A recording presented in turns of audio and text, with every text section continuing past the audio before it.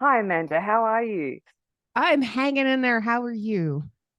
Yeah, look, I'm actually in a good place at the moment. It's life always throws challenges and curveballs, but I'm seeming to be able to ride the waves right now.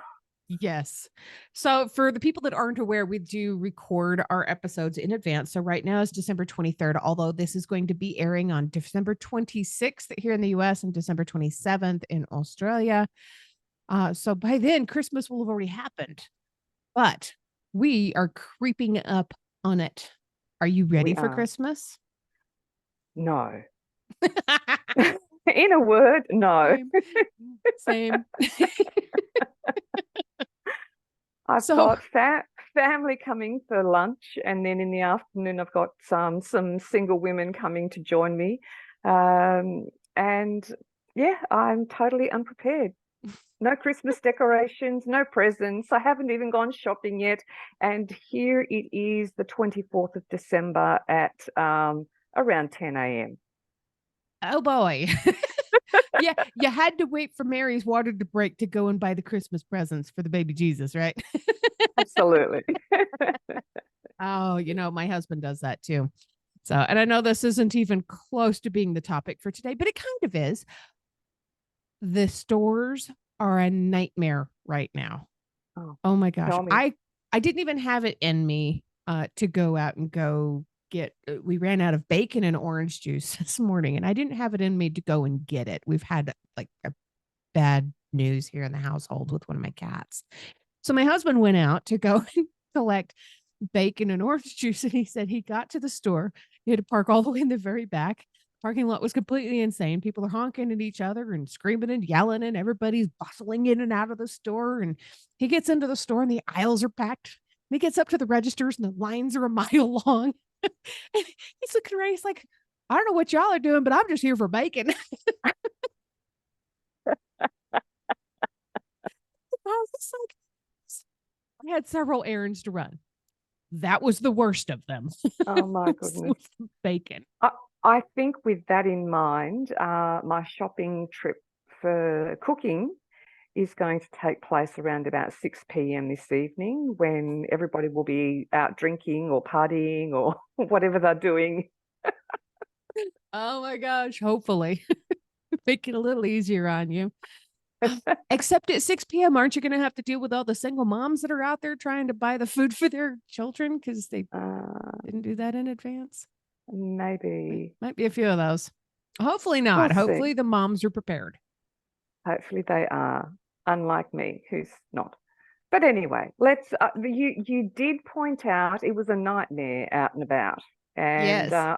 funnily enough, that's what our topic is today: nightmares and trauma. So over to you now. Tell us a little bit about what trauma, how it relates to nightmares. So a nightmare is a trauma reaction, a trauma related nightmare is a little bit different from normal nightmares. There's a direct link to the traumatic event or the experience that somebody has gone through when they're having these nightmares. It's like when you have Mm, a normal nightmare, you might have a bad dream that your neighbors are, having a fight and somebody threw a rock at somebody else. That to me would sound like a little bit of a nightmare, right? But trauma related nightmares are often reoccurring. I've mm. had those. They're very distressing. They're extremely vivid and they usually involve reliving or symbolically representing aspects of a traumatic event that you've actually been through. So, Absolutely, yeah. for like recurring nightmares, have you ever had one of those? I've actually had two recurring nightmares in my life that recurred for decades, actually. Yeah. Oh my goodness. Are you open to talking about them? Sure. Well, there was one when I was a kid. I do you remember the old trolls and things in the old story fairy tales and things. So in my dream, it was exactly the same every night. I was coming up to a bridge, and I think it was off like Billy Goat Gruff. Do you know that story? I do. Yeah. My brother played one of the Billy Goats on stage when he was in, I think, first or second grade. I went to the play.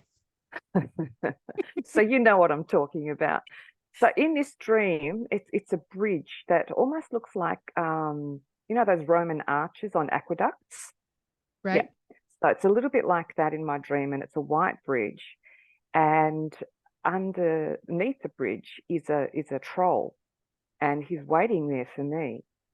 And I'm walking up to the bridge, and then all of a sudden, an older woman comes up, and she's a witch, and she looks like a hag, you know, the traditional kind of image of a hag that we have. And every time she came up towards me, I would scream, and then I would wake up. And I think I had that dream probably right up until I was about 15. And Oh it's my so goodness. vivid, I still remember it. Can you think of any way that might have been related to some kind of a trauma that you had experienced? Yeah. So I had an experience with somebody who was very violent, and I think these characters in my dream somehow represented the fear that I felt for my physical safety. Wow, that pretty much nails it. So, trauma related nightmares, they usually contain these themes and images and emotions that are related to what you've been through, and they replicate distressing or frightening details. Mm. So, that old woman that was coming at you made you feel very unsafe because you'd had experiences of being unsafe. They can lead to you feeling feelings of fear, helplessness, or being completely overwhelmed. And those often last long after you wake up. Yes, and I certainly did feel all of those things, and they would last throughout the day. I think I ended up being quite an anxious child. When I look back on it, you know, obviously at the time you don't think of it, but yeah, looking back on it, certainly all those things that you just mentioned were what I experienced. Yeah. And with reoccurrence, normally regular nightmares occur sporadically, but Mm, reoccurring nightmares can happen every single night. And like you said, for sometimes many years after the mm, event happened. They can cause some serious distress and emotional intensity. Normal nightmares don't tend to cause these things. They might kind of startle you and you wake up and you're like, oh, I'm glad that was a nightmare. And you roll back over and you go back to sleep. Did you experience difficulty going back to sleep after waking up from that nightmare? Oh, absolutely. Yeah, I was too frightened to go back to sleep in case the nightmare continued. And so, yeah, there was a time there where insomnia was quite a problem, even at that really young age. Yeah. Yeah. They do leave you completely afraid of falling asleep a lot of Mm, times because you don't want to experience this again. And you know you're going exactly. to. Yeah, and the lack of sleep can lead to lack of daily functioning. Yeah. So Yeah. it absolutely intervenes with normal sleep patterns. It can lead to major disturbances, like you said, insomnia. You can have a fear of falling asleep, and they can contribute to and develop other symptoms of post traumatic stress disorder. They can cause you to have flashbacks, intrusive thoughts, and hyperarousal, hypersensitivity. Mm, exactly. It's amazing the way that works. It's quite frightening the way it works, actually, because Right. I again experienced those things that you've just mentioned, the flashbacks and intensity of emotion, and um, it's it's quite overwhelming, and it's hard to feel that you have any control over your life when obviously it's your subconscious playing things out that reflecting what's happened to you, which we didn't have any control over if we've experienced trauma. It's an event that we feel completely out of control of that has impacted on us. So yeah, the nightmares are actually reflecting that feeling of being unsafe, being out of control, um, lack of certainty, consistency, predictability in one's life. So the next thing is, you know, like, well, how do we deal with it? What do we do? Well, How do we cope? a big part of that is understanding that there are long-term effects. We have to deal with it. It's Yeah. not how do we deal with it when we get around to feeling like it? We must learn to deal with this. Mm. One of my reoccurring nightmares when I was a kid is one that I had to deal with and didn't know how to for a long time. They started when I was 4. Wow.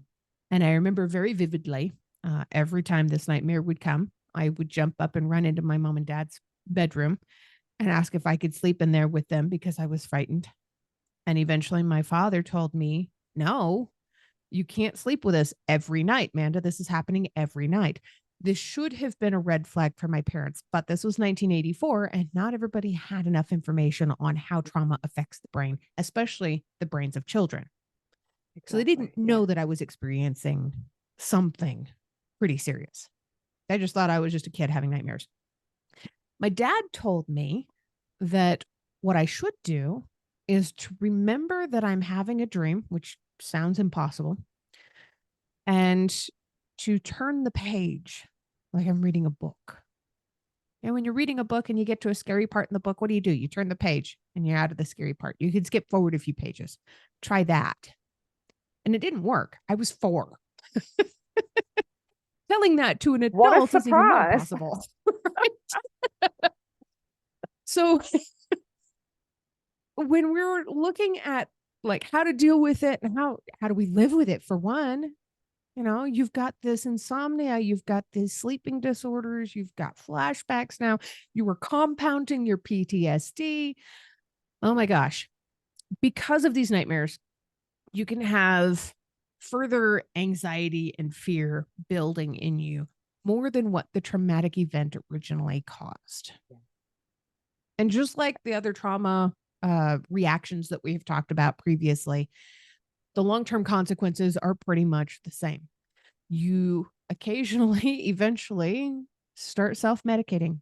You are so sleep deprived that you believe that if you do something to help yourself fall asleep, like completely get blitzed, blackout drunk, or you take sleeping pills, that you're going to sleep better and maybe you won't have those nightmares. When in reality, the truth is that you're more than likely going to have those nightmares. And now you're just going to be stuck in them because you can't Yeah. wake up. It's just what you're really doing in that situation is just pushing down the problem Right. rather than confronting the problem and working through it. Um, so yeah, that's and I've been there. We've talked Yeah, about that before. I've been down the road of substance abuse, and it's not a pretty sight. It's not a healthy way to live your life. So I think one takeaway from today is very much when you're experiencing these sorts of nightmares, you need to seek help. You need to be able to work through what it is that's causing it. absolutely. I mean, the emotional dysregulation itself is enough to really start building up in you to cause all kinds of problems, Mm. not even necessarily with self medication, but with you'll have heightened levels of anger, irritability, um, sadness, emotional numbness. This is going to affect your personal relationships. This is going to affect your friendships, your working relationships with people, your home life, your work life, your grocery shopping life, whatever, because you're going to eventually start taking this out on people. Yeah, You're in pain and you don't know how to deal with it. exactly.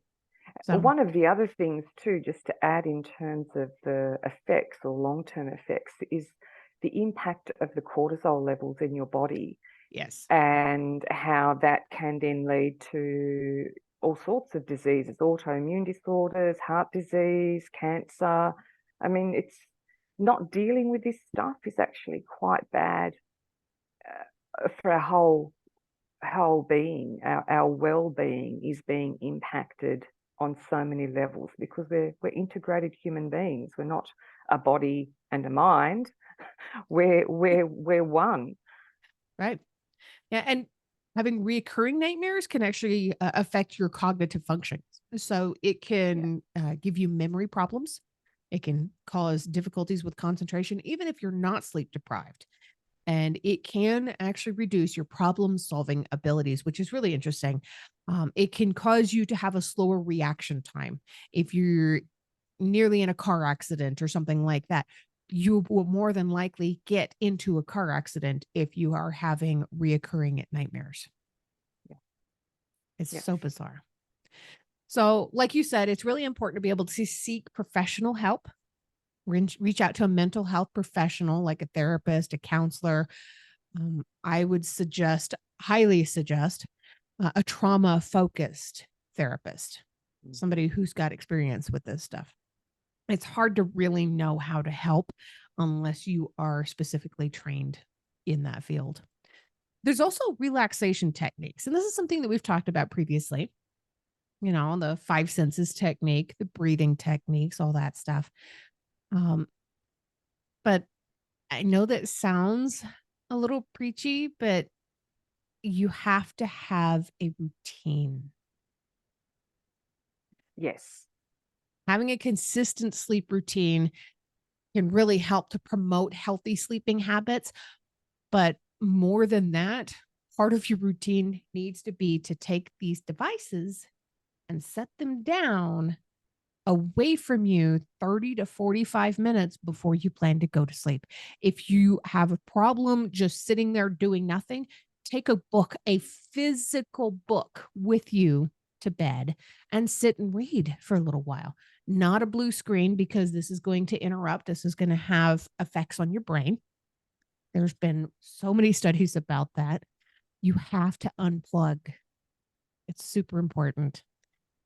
It It's is. also really What? important. No, I was just going to say one of the things that I've been doing recently is I see an acupuncturist once a month, and he suggested to me that I get hot, warm to hot water in a bucket or, some sort of apparatus that you can put water in and soak your feet and add salt to the water.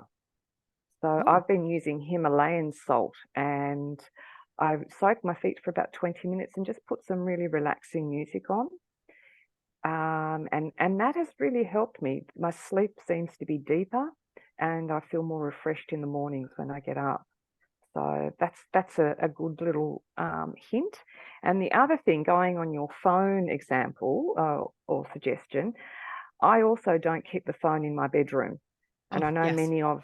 I used to, and it used to be right next to my pillow, virtually, on the bedside table. And now I actually have it charging in another room overnight, and the alarm goes off, and I can hear it, and I have to get up and actually, turn the alarm off. So it gets me out of bed. And that's part of the routine because your routine isn't just what you do before you go to bed, it's actually what you do all day. Um, and it's about bringing in healthy eating habits, daily exercise, whether even if that's a 10-minute walk, Right. something that is, you know, getting your body moving. Um, I'm very fortunate. I have a garden, and so I spend a lot of time in my garden being very physical, digging, planting, sowing, Yeah. and that makes a difference. Yeah. So if people Physical can, exercise is huge. yeah, Yeah. yeah. Wear yourself out. Another thing that's really helped is to create a comfortable, like focused sleeping environment. So, first of Mm, all, having it be a safe environment.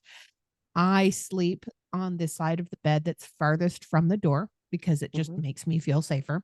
I know I can roll off if somebody comes in and, hopefully climb my fat butt up underneath the bed or whatever.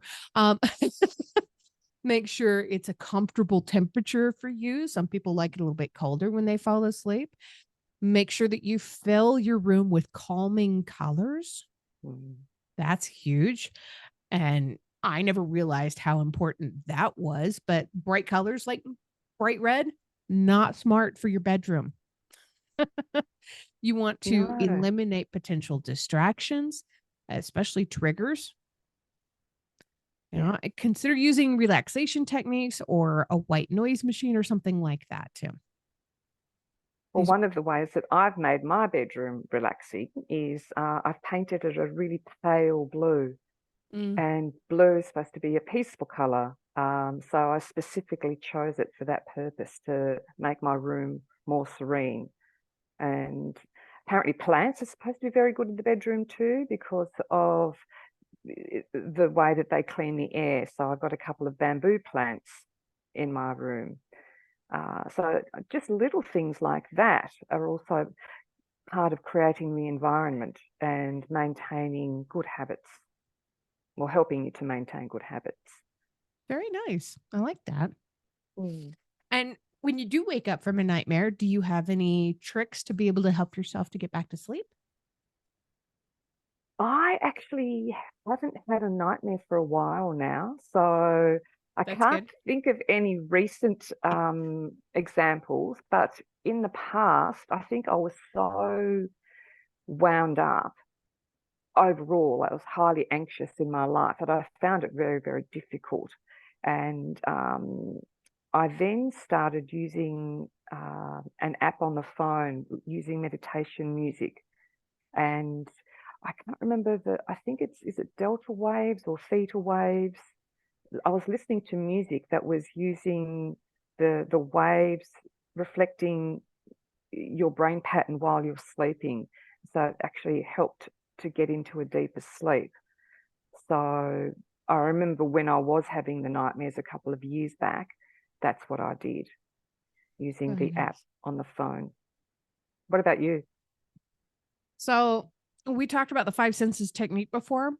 I cannot have that much in my head when I wake up from a nightmare. So I use deep breathing, but without doing all the stuff with putting my hand on my chest or one on my stomach and breathing in and breathing out. I do this because when I wake up from a nightmare, my heart is racing and I feel Mm, like I'm choking, like I can't breathe. I have to force myself to breathe. So I take a moment and just go, nice deep breath. You're fine. Do it again. You're fine. My heart starts to calm down that mm, quickly. mm. Then I'm able to kind of calm myself a lot more. And of course, for people that are, they're trying all of these things and they're not able to find a way to calm themselves down after a nightmare or nothing is helping, there are nightmare reducing medications. I wasn't aware of that. Yeah. So healthcare professionals have a little bit of training on them, but you want to go to somebody that has experience with this, of course. They have medications that can reduce nightmares. There's medications like prazosin, Prazosin.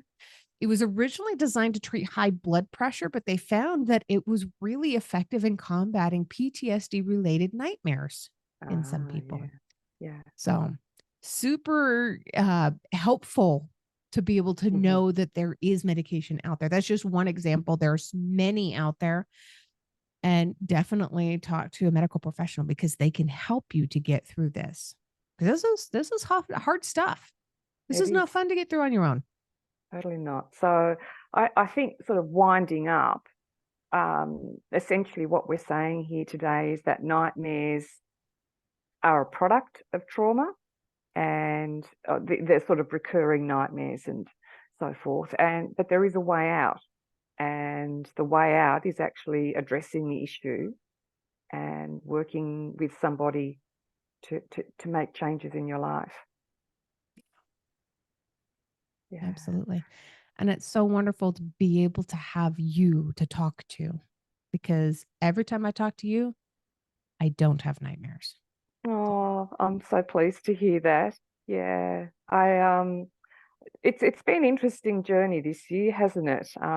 We've come a long way, and I just want to wish you all the very best this festive season, and I'm excited about working with you next year. And I wish all our listeners the very best for the festive season and for 2024. So thank you, Amanda. Thank you, everybody who's been part of our journey this year. We're looking forward to being part of your life next year.